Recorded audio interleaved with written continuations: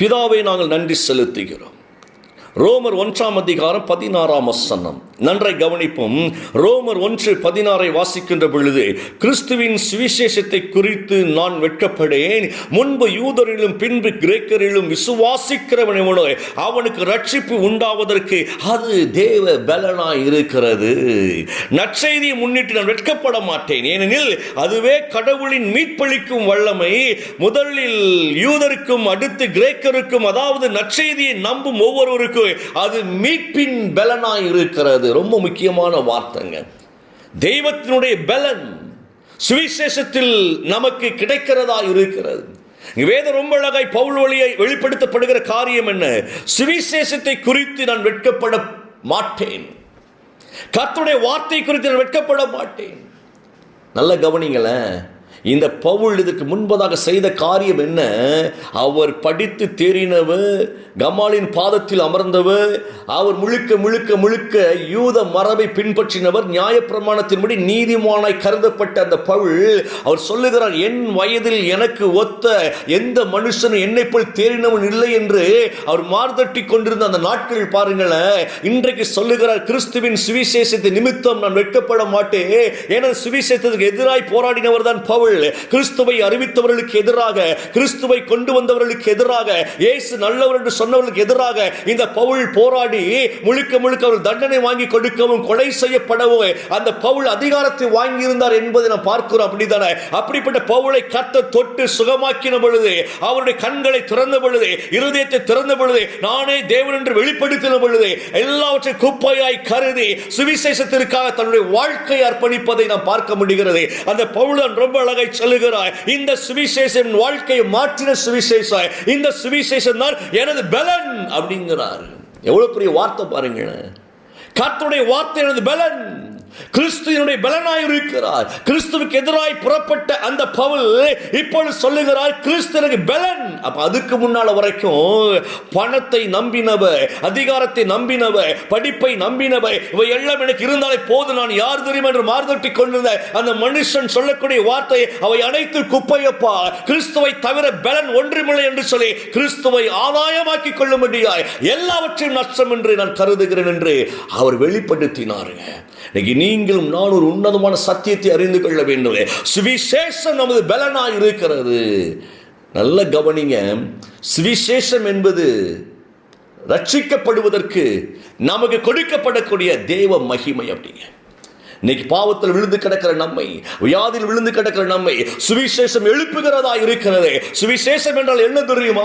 கர்த்தர் நல்லவர், நல்லவர், நல்லவர், நன்மை செய்கிறவர். இயேசு நமக்காய் மரித்தார், இயேசு நமக்காய் உயிர்த்தார், மீண்டும் வரப்போகிறார். இந்த இயேசுவின் இரத்தத்தாலே கழுவப்பட்டு இருக்கிறோம், பாவங்கள் மன்னிக்கப்பட்டு இருக்கிறது, வியாதிகள் குணமாகிறது என்றெல்லாம் சொல்லி தேவனாகிய கர்த்தருடைய மகிமையை அறிந்து கொள்வது சுவிசேஷம், அறிவிப்பதும் சுவிசேஷம். நல்ல கவனித்துக் கொள்ளுங்க.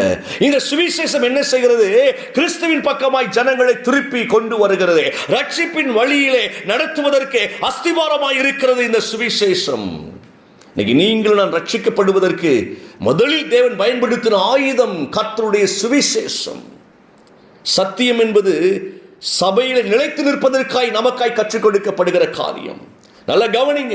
சுவிசேஷம் கிறிஸ்துவை அறிந்து நாம் ரட்சிப்பின் அனுபவத்தை பெற்றுக் கொள்வது, சத்தியம் என்பது ரட்சிப்பின் அனுபவத்தில் நிலை நிற்பதற்காக நமக்காய் தேவன் கொடுக்கிற ஆலோசனைகள் தான் சத்தியம். இதை ரொம்ப ஆழமா நீங்க மனதில் வைத்துக் கொள்ளுங்க. என சத்தியம் நம்மளை ஒவ்வொரு நாட்களும் கர்த்தருடைய பலத்தில் நிறுத்தி கொண்டே இருக்கும். சுவிசேஷம் உள்ளே வருவதற்கு, சுவிசேஷம் ரட்சிக்கப்படுவதற்கு, எனக்கு கர்த்தர் நல்லவர் என்பதை தெரிந்து கொள்வதுதான் சுவிசேஷம். எனக்கு இயேசு சுகம் கொடுத்தாரையா, அந்த இயேசுவுக்காக வாழணும் என்கிற ஒரு தீர்மானம் பண்ணுவதற்காக இந்த சுவிசேஷம் நமக்காய் கொடுக்கப்பட்டு இருக்கிறது.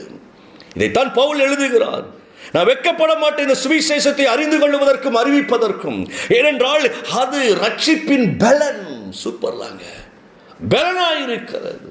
இன்னைக்கு உங்களுக்கும் எனக்கும் ஒரே ஒரு காரியம் முக்கியம். என்ன அப்படின்னா, கர்த்தருடைய வார்த்தை, சுவிசேஷ வார்த்தை. சுவிசேஷத்தை அறிந்து கொள்வதில் நம்ம எந்த அளவுக்கு நம்ம தீவிரப்படுகிறோமோ அந்த அளவுக்கு சுவிசேஷமானது பலனை நமக்கு தந்து கொண்டே இருக்குங்க. இன்னைக்கு அநேகருக்கு கேலி பொருளாக இருக்கிறது. அநேகருக்கு கேள்வி பொருளாய் இருக்கிறது.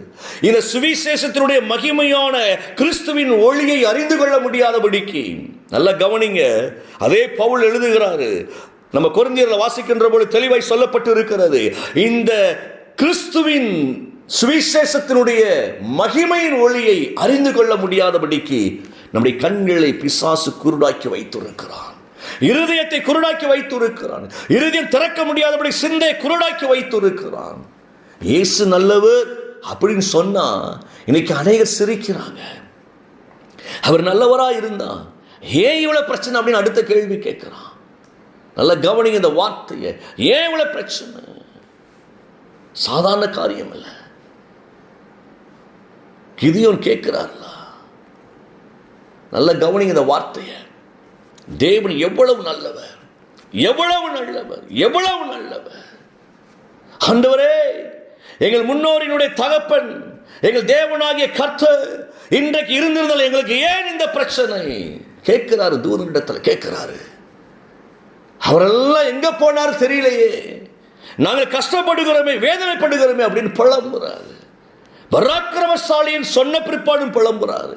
கர்த்தர் உன்னோடு இருக்கிறார் என்று சுவிசேஷத்தை சொன்ன பிற்பாடும் புலம்புறாரு. இன்னைக்கு நம்மளும் அப்படித்தானே, கர்த்தர் நம்மோடு இருக்கிறார் என்கிறத ஒவ்வொரு நாளும் பிரசங்கிக்கப்படுறதை கேட்டுக்கொண்டிருந்தாலும் பயம் இருக்கிறது அல்லவா? தேவன் என்னோடு இருக்கிறார் என்கிற காரியத்தை அறிந்தும் பயம்.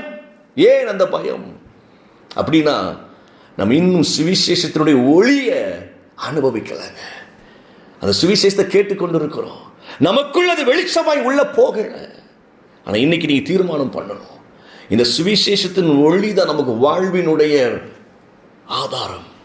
வேற ஒண்ணுமே நமக்கு இல்லைங்க உலகத்துல. உலகத்தை ஆழ்வதற்கு, உலகத்தை ஜெயிப்பதற்கு, உலகத்தில் இருந்து மீண்டு வருவதற்கு இயேசு நமக்காய் வெளிப்பட்டார் என்பதை அறிந்து கொள்வது மிக முக்கியமாக இருக்கிறது. இந்த இயேசுக்கு விரோதமாய் செயல்பட்ட பவுல் தான் எழுதுகிறார், அவருக்காக எல்லாவற்றையும் குப்பையா பார்க்கிறோம்பா, நான் இதுவரைக்கும் நம்பியிருந்த அனைத்தும் குப்பை.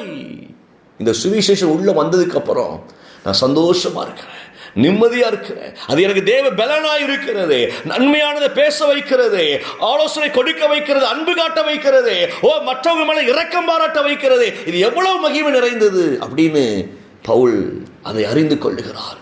உங்களுக்கும் எனக்கும் இந்த சத்திய, இந்த வார்த்தைகள், இந்த சுவிசேஷத்தினுடைய மகிமை தேவைங்க. அதனால கர்த்தர் காலை தோறும் நம்மை எழுப்பி சுவிசேஷத்தை குறித்து அறிந்து கொள்வதற்கு ரட்சிப்பினுடைய ஆதாரத்தை நமக்கு தந்து கொண்டிருக்கிறார். எனக்கு அருமையான தேவ பிள்ளையே, சோர்ந்து போகிற நமக்கு இந்த சுவிசேஷம் தேவ பலனாய் இருக்கிறது. சத்துவம் இல்லாத நமக்கு சத்துவத்தை பெருக பண்ணுகிறதா இருக்கிறது. நீங்க பயப்படாதீங்க, கலங்காதீங்க.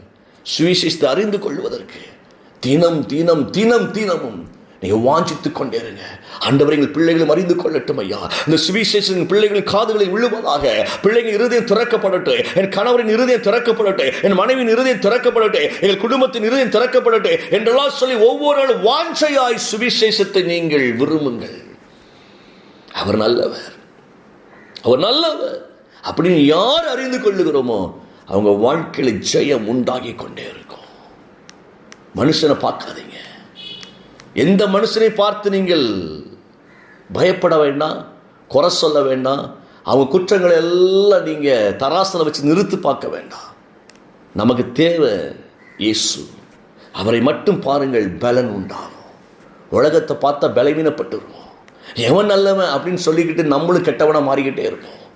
ஆனால் கர்த்தரை மட்டும் நோக்கி பாருங்கள், அந்த சுவிசேஷம் நமக்குள் தேவ பலனாய். கண்களை மூடுவோமா? அந்த தெய்வ பலன் இன்னைக்கு நமக்கு தேவை. ஏசப்பட்ட அப்படி சொல்லுங்க, பிதாவை நாங்கள் நன்றி செலுத்துகிறோம். இந்த சுவிசேஷத்தின் ஆண்டவரே மகிமையான ஒளி எங்கள் இருதயத்தை இப்பொழுது நிரப்புவதாக ஐயா. நாங்கள் ஒன்றுக்கு கவலைப்படாதபடிக்கு உலகத்தை ஜெயித்தவர்களாய் காண்டா மிருகத்துக்கு ஒத்த பலனாய் நாங்கள் சுற்றி வரும்படியாய் உங்களுடைய சுவிசேஷத்தை ஆம் என்றும் மாம் என்றும் அறிந்து கொள்ள எங்களுக்கும் எங்கள் சந்ததிகளுக்கும் கிருபை பாராட்டுவீராக. எங்களை எல்லாம் கரத்தில் ஒப்புக்கொண்டிருக்கிறோம். தேவ கிருபைகளை தாங்கட்டும் இயேசுவின் நாமத்தினாலே. உடைய வார்த்தையின் மீது நாங்கள் இன்னும் வாஞ்சியா இருக்கும்படியாய் எங்கள் இருதயத்தை நீர் திறப்பீராக. எங்களை எல்லாம் ஒப்புக்கொண்டிருக்கிறோம். செய்த நன்மைகளுக்காய், நாங்கள் பெற்றுக்கொள்கிற ஆசீர்வாதங்களுக்காய் ஸ்தோத்திரம். இயேசுவின் நாமத்தில் பிதாவே, ஆமென், ஆமென்.